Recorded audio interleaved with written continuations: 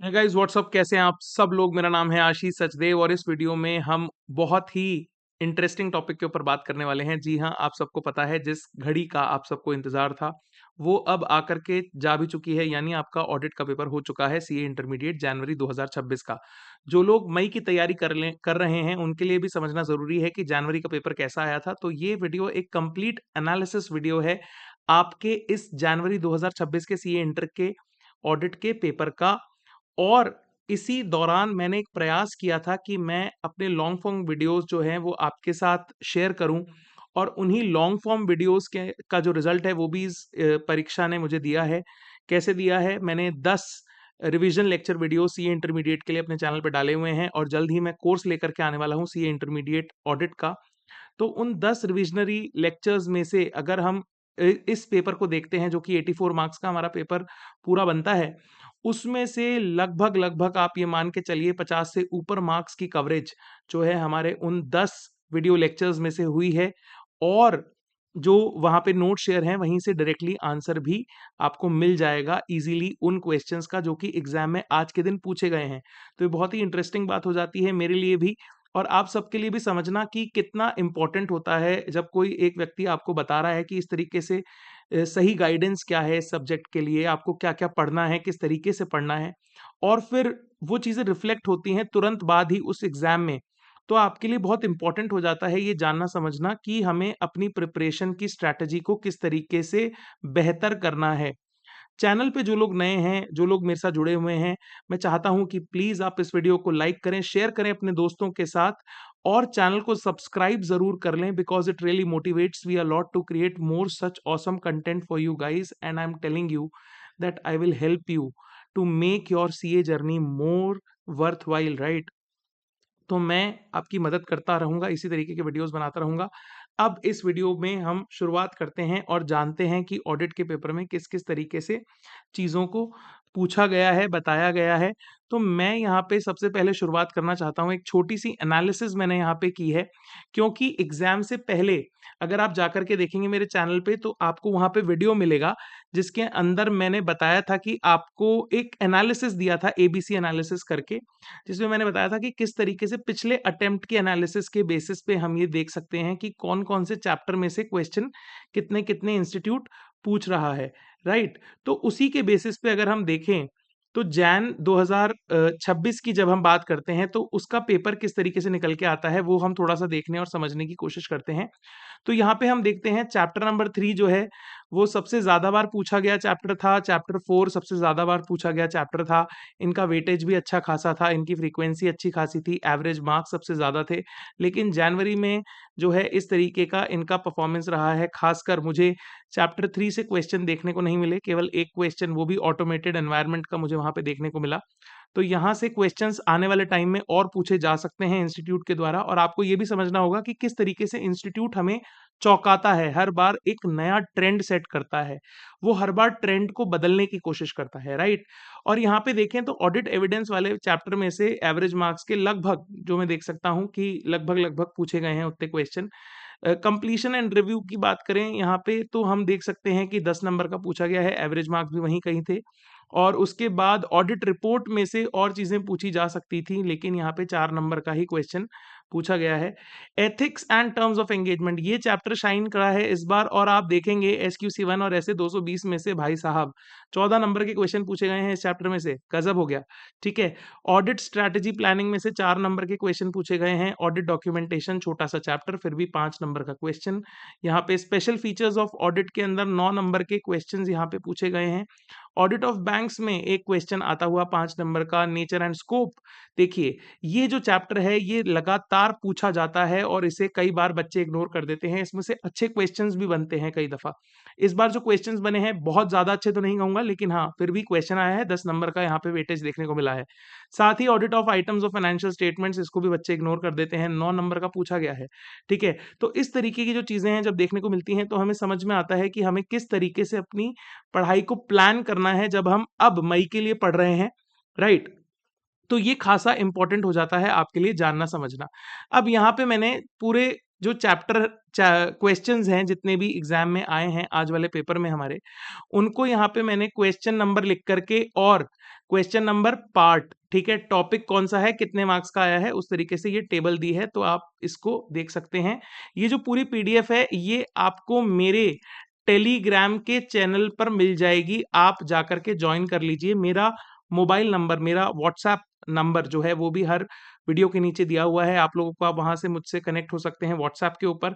साथ ही आप मेरे टेलीग्राम चैनल को भी ज्वाइन कर सकते हैं, जहां पे मैं इस तरीके की अपडेट्स ऑडिट से रिलेटेड देता रहता हूं, और बहुत जल्द हम लोग एक फुल फ्लेजेड रिवीजन बैच शुरू करने वाले हैं for the may attempt, right. तो उसके लिए भी आप लोग जुड़ जाइए।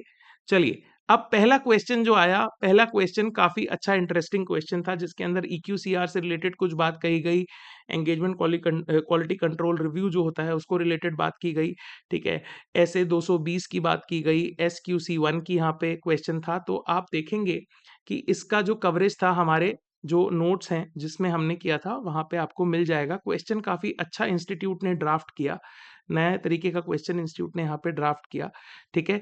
तो आपको समझना होगा कि इंस्टीट्यूट डायरेक्ट क्वेश्चन नहीं पूछता है, वो हमेशा केस के बेसिस पे यहाँ पे क्वेश्चन पूछता है।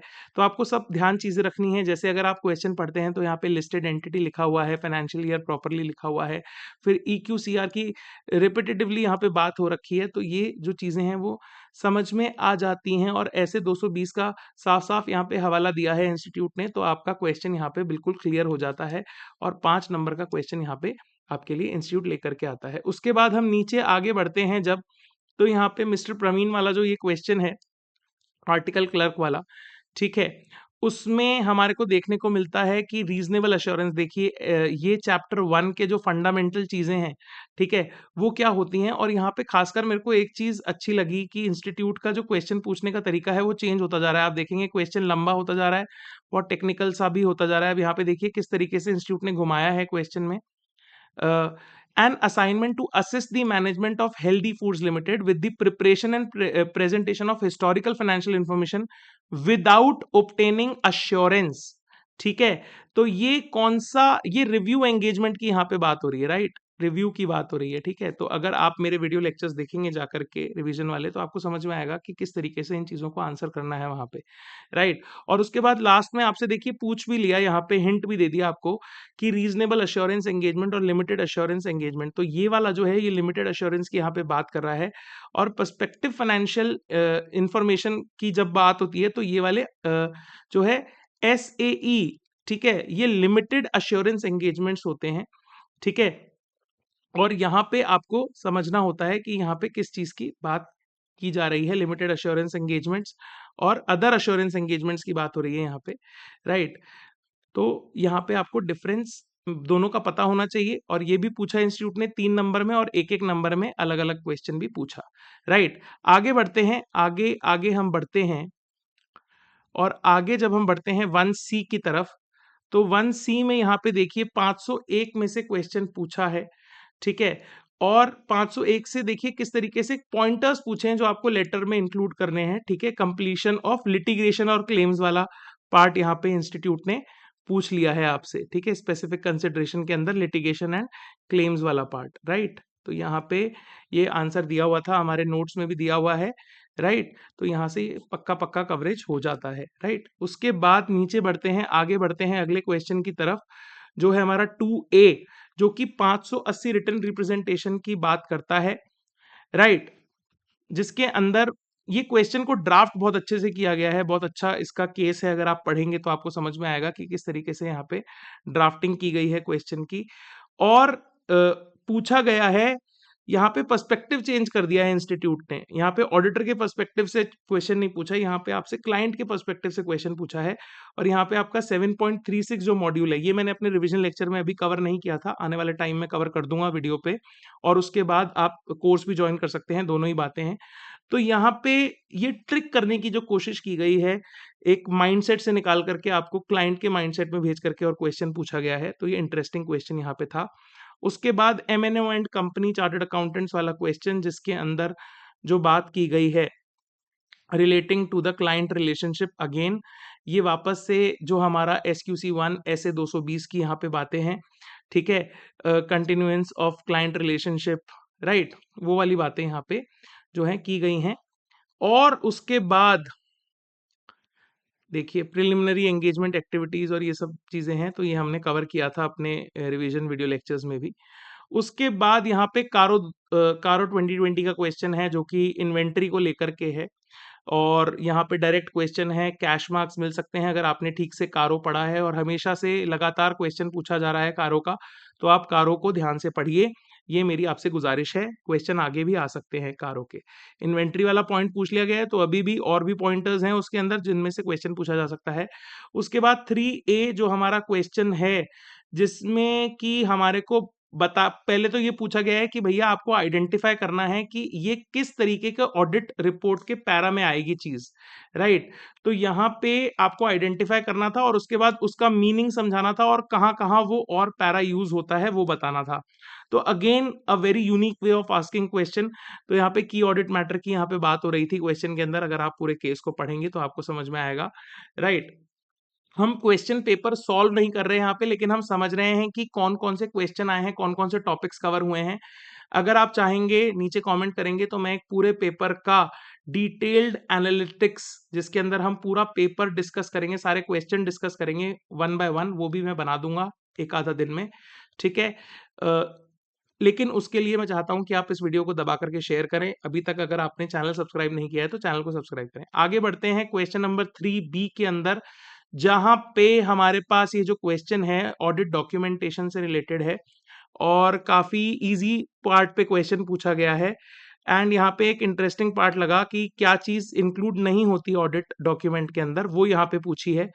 तो ये अच्छा क्वेश्चन है, और यहाँ पे ओनरशिप की बात हुई है, वो भी यहाँ पे पूछा है इंस्टीट्यूट ने ऑडिट डॉक्यूमेंट्स के, राइट।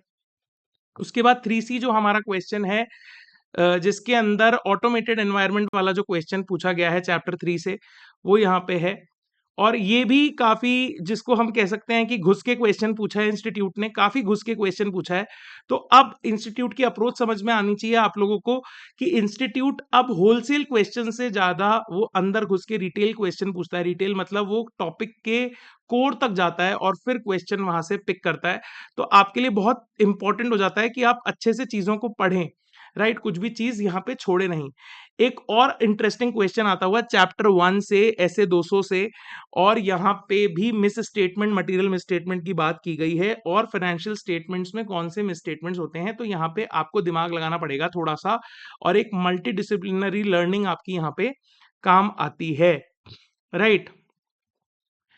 राइट, तो यहाँ पे अच्छा क्वेश्चन इंस्टीट्यूट की तरफ से वापस दिखाई देता हुआ। उसके बाद यहाँ पे एक डायरेक्ट कैश मार्क क्वेश्चन मैं बोलूंगा 4B, जिसके अंदर PPE से रिलेटेड चेकिंग के बारे में पूछा गया है, जो कि आपका audit of items of financial statements वाला जो चैप्टर है वहां से आता है, चैप्टर नंबर 5। उसके बाद 4C की अगर हम बात करें तो SQC1 डायरेक्ट। देखिए अब आप SQC1 ऐसे 220, इनसे 3 क्वेश्चन है, और काफी ज्यादा कवरेज, मतलब 14 नंबर का कवरेज है। तो समझना पड़ेगा कि कितना इंपॉर्टेंट हो गया है इन चैप्टर्स को पढ़ना, राइट। और ये लास्ट में आते हैं जबकि बुक के, ठीक है, तो भी इंपॉर्टेंट हो जाते हैं। बट आपको समझना पड़ेगा इंपॉर्टेंस किसी चीज की ऐसे नहीं होती जो पहले आ रही है बाद में आ रही है, बस इंपॉर्टेंस होती है। और हमने उसे टाइम एंड अगेन बताया है कि कौन सी चीजें आपको पहले पढ़नी है, कौन सी बाद में पढ़नी है। हमने अपने रिवीजन लेक्चर्स में भी वो बात बताई है। अगर आप जाकर के पूरे कोर्स की प्लेलिस्ट को देखेंगे ध्यान से वापस से, then you will realise what I am trying to say. उसके बाद यहाँ पे 560, बहुत ही इंटरेस्टिंग क्वेश्चन यहाँ पे इंस्टीट्यूट ने पूछा है कि अगर ऑडिटर की रिस्पॉन्सिबिलिटी क्या होगी उस केस में अगर सब्सिक्वेंट इवेंट होते हैं और फाइनेंशियल स्टेटमेंट्स इशू कर दिए गए हैं। आप सोचिए, फाइनेंशियल रिपोर्ट इशू कर दी, रिपोर्ट के बाद फाइनेंशियल स्टेटमेंट्स भी इशू कर दिए, ठीक है। तो सब्सिक्वेंट इवेंट का क्लैरिटी से डेफिनेशन यहाँ पे बच्चे को पता होना चाहिए, और उसके बाद ऑडिट प्रोसीजर वो क्या करेगा उस केस में पूरा का पूरा पता होना चाहिए, राइट। तो ये यहाँ पे दिया हुआ है, और ये मैंने अपने रिवीजन लेक्चर में अभी कवर नहीं किया था ऐसे 560, तो मैंने यहाँ पे मॉड्यूल का जो है रेफरेंस आपको दिया है, कहाँ से आपको आंसर मिल जाएगा, राइट। उसके बाद सेवा फाउंडेशन एनजीओ, यहाँ पे एनजीओ वाला जो क्वेश्चन है, मतलब डिफरेंट एंटिटीज की ऑडिट वाला जो क्वेश्चन, ठीक है, उसमें रिसिप्ट ऑफ इनकम को कैसे हम चेक करेंगे, राइट। रिसिप्ट ऑफ इनकम को चेक करने के लिए, तो वो वहाँ पे क्वेश्चन है। और मैं समझता हूँ कि इस तरीके के जो क्वेश्चन होते हैं हम इनको ये इजी टॉपिक्स होते हैं, इनको छोड़ देते हैं और इसमें से जब क्वेश्चन आता है फिर हम वहाँ पे मार खाते हैं। तो मुझे ऐसा लगता है नहीं छोड़ने चाहिए, कोई भी टॉपिक्स छोड़ने तो बिल्कुल भी नहीं चाहिए, राइट? चलिए आगे बढ़ते हैं।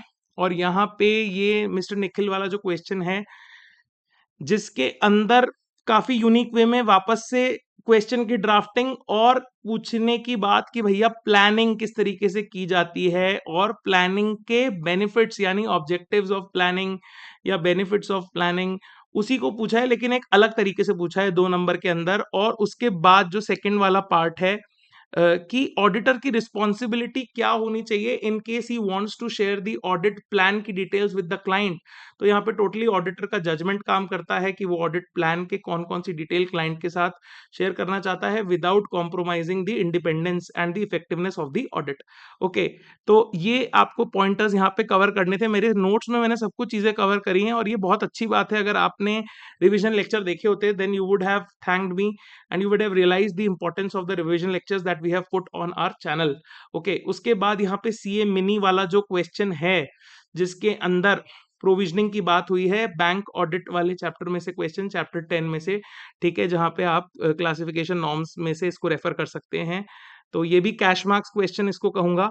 610 में एक इंटरेस्टिंग क्वेश्चन पूछा कि कहां पे इंटरनल ऑडिटर का काम यूज नहीं करेंगे, जहां पे कम रिलाय करेंगे, ठीक है, वो वाली कौन से एरियाज हैं, वहां पे क्वेश्चन पूछा गया है। उसके बाद 6C की अगर मैं बात करूं तो यहाँ पे जो है गवर्नमेंट ऑडिट के ऊपर क्वेश्चन है, जो डिफरेंट एंटिटीज की ऑडिट है उसमें भी अंदर घुस करके क्वेश्चन पूछा है, काफी इंटरेस्टिंग मेरे को ये क्वेश्चन लगा। तो आपको समझना पड़ेगा government audit, NGO, corporate society, trust, ये बार बार रिपीटेटिवली इंस्टीट्यूट इनके ऊपर क्वेश्चन पूछता है अदर एंटिटी वाली ऑडिट में से, राइट? क्लब्स वगैरह, ठीक है, एनजीओ, ये सब क्वेश्चन बार बार पूछे जाते हैं इंस्टीट्यूट के बाय द इंस्टीट्यूट। और यहाँ पे लास्ट क्वेश्चन जो ऑप्शन में आया है क्वेश्चन नंबर 6 में, सी में, वो है relating to the current liabilities की value, payables and other current liabilities की जो वैल्यू है उसको कैसे चेक करना है, राइट? तो ये again financial statements, items of financial statements वाला चैप्टर, वहां से क्वेश्चन और उसमें वैल्यू को कैसे चेक करना है उसके बारे में बात। तो आपने देखा कि किस तरीके से एक कवरेज है पूरी की पूरी जो हमारा सिलेबस है ऑडिट का, उसकी इस पेपर में हमारे को दिखाई देती है। और मैं कहूंगा, अब आप पूछेंगे कि सर आप इस पेपर को क्या रेट करेंगे, क्या ये एक टफ पेपर है, क्या ये एक एवरेज पेपर है, क्या ये एक सिंपल पेपर है? तो मैं इस पेपर को डेफिनेटली टफ की कैटेगरी में तो बिल्कुल नहीं रखूंगा। अगर आपने ठीक तरीके से पढ़ाई की होती then this is a paper to grab more than 50 marks in the first go, okay. और अच्छे से अगर आपने स्ट्रेटेजाइज करके चीजें पढ़ी हैं, आपने रिवाइज किया है और एक आधा मॉक अगर आपने लिख रखा है, देन आई मस्ट से कि ये पेपर था जिसके अंदर आप एग्जामिशन निकाल सकते हैं बहुत इजीली। क्या ये पेपर इजी था? I would say definitely no, paper easy नहीं है। पेपर के अंदर बहुत सारे ऐसे क्वेश्चन हैं जिसके अंदर बहुत चीजें ट्रिकी हैं। जब आप उस पैनिक सिचुएशन में एग्जाम हॉल में बैठे होते हो तो वो चीजें वहां पे कैच कर पाना थोड़ा सा डिफिकल्ट होता है। और यही एक प्रेशर सिचुएशन के अंदर इंस्टीट्यूट टेस्टिंग करता है, कोई भी एग्जाम टेस्टिंग करता है, तो वहां पे मुझे नहीं लगता कि ये इजी कैटेगरी का पेपर है। This is a good category paper और मैं इसे मॉडरेट टू टफ की कैटेगरी में डालूंगा, इजी वाली कैटेगरी में बिल्कुल भी नहीं डालूंगा। कुछ क्वेश्चंस यहाँ पे लेंदी हैं और जब मैं इनका सोल्यूशन भी बना रहा था, राइट, तो आप मानिए कि उन क्वेश्चंस को पढ़ने में, समझने में टाइम लगता है, राइट, उनकी लेंथ ज्यादा है, पढ़ने की हैबिट बच्चों की आजकल कम है, जो कि मैं एनालाइज करता हूं। उसके बेसिस पे मुझे लगता है कि बच्चों को टाइम भी लगना चाहिए इस पेपर को सॉल्व करने के लिए। हालांकि अगर आप वर्ड लिमिट का ध्यान रख करके आंसर राइटिंग करेंगे then you will be definitely be able to complete this paper, ठीक है। But yes, this is not a short paper, not a easy paper, I would categorise that moderate to tough category, ठीक है, not tough but yes moderate से थोड़ा ज्यादा, ठीक है, but it is a good good good paper, I must say. ये जो paper है काफी अच्छा है और आप इसको अगर सॉल्व करेंगे अगर अपने मे एग्जाम के लिए, right, then definitely you will get some great insights out of it, okay. So ये मेरा रिव्यू था इस पेपर का। इसे जरूर शेयर करिए अपने दोस्तों के साथ। चैनल से जुड़िए, सब्सक्राइब करिए, मेरे टेलीग्राम पे जुड़िए और बहुत जल्द हम लोग लेकर के आते हैं आप सबके लिए एक revision lecture live batch, okay, for the may students. Thanks for watching, please subscribe, share और इस पीडीएफ को लेने के लिए मेरे टेलीग्राम चैनल पे आप लोग आ जाइए। Thank you, have an awesome day, enjoy.